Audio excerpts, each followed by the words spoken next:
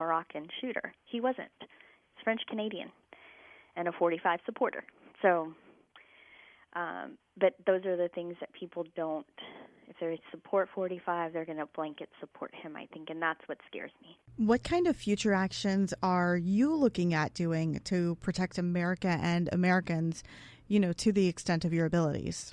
And I think that's the test for everyone, is how do we make sure that our voices are heard? So I think for me personally, it has been showing up at protest when I can.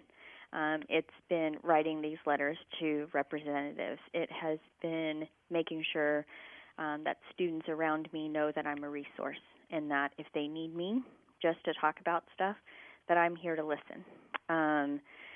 And I think, moving forward, I think if there are things that I can do to try to help support certain candidates during the midterm elections, whether that is volunteering or if it's, going door to door for a candidate, or if it's making calls for a candidate that I believe in, that maybe we can flip some seats.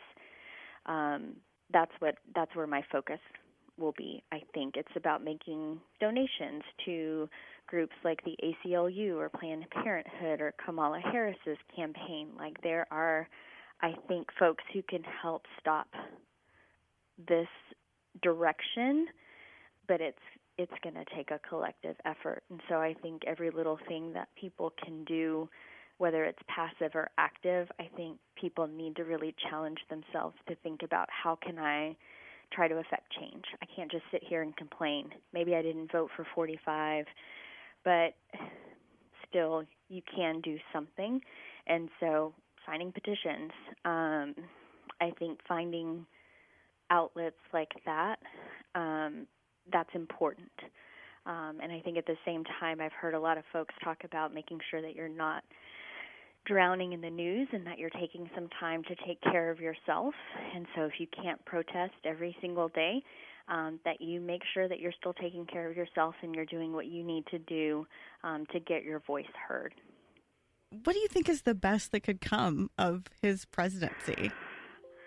Besides an impeachment, I think it is this call to action that so many people are feeling, that we can't just sit back and we can't ignore the midterm elections. We can't ignore what's happening at the local level. We can't ignore what's happening at the state level.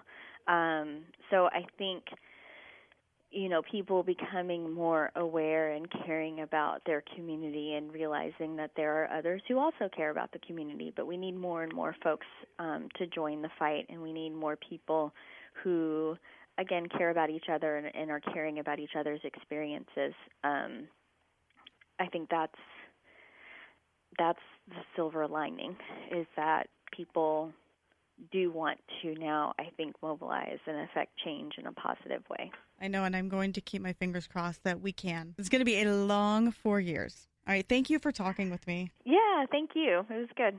I appreciate the opportunity. And if you've got a story to share, we would love to hear it. Find us on Facebook at Nasty Women Nation.